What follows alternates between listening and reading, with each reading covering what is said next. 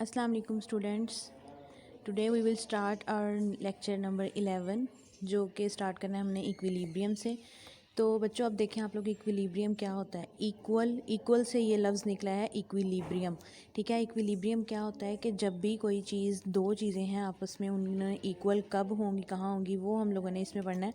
तो न्यूटन की इसकी रीडिंग करना स्टार्ट करते हैं। Newton's first law of motion tells us that a body continues its state of rest और of uniform motion in a straight line if no resultant force और net force acts on it. यानी Newton ने ये हमें पहले बता दिया था कि कोई भी जब भी किसी चीज़ में फ़ोर्स जो है वो मूव कर रही है, अगर उसका कोई भी यूनिफॉर्म मोशन में स्ट्रेट लाइन में कोई भी रिजल्टेंट फोर्स हमें नहीं मिलती, तो यहाँ पे न्यूटन का जो है फर्स्ट लॉ वो वेरीफाई हो जाता है।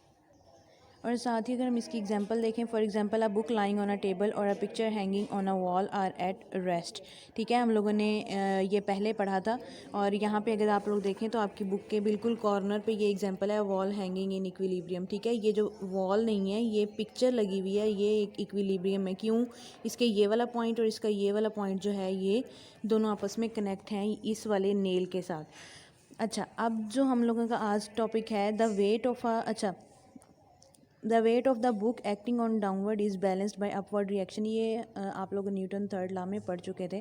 तो आज हम लोगों ने जो इसका इक्विलिब्रियम का स्टार्ट करना है वो लॉग से हम लोगों ने करना है। ये लॉग वाली एग्जांपल, इसमें वो क्या कह रहा है, consider a log of wood of weight W supported by 2 holes as shown in figure. ठीक है, ये आप लोगों को 4.26 फिगर में शो किया गया है कि 2 होल्स हैं इसके। ठीक है, ये रस्सी के साथ इसको पुल किया हुआ है, वेट इसका डाउनवर्ड है। उसके बाद क्या कह रहा है, here balanced by 2 forces F1 and F2।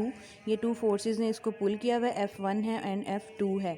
और in case of objects moving with uniform velocity the resultant force acting on them is zero.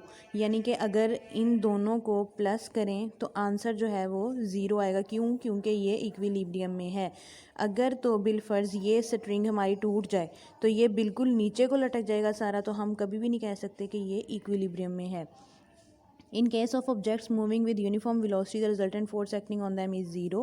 A body, a car moving with uniform velocity on a leveled road and in aeroplane flying in uniform velocity। ठीक है, ये सारी वो कह रहे हैं कि example है कि जो कार है वो भी बिल्कुल स्ट्रेट लाइन मूव करती है, अगर टर्न लेती है तो उसे पता चलता है कि उसने टर्न लिया है।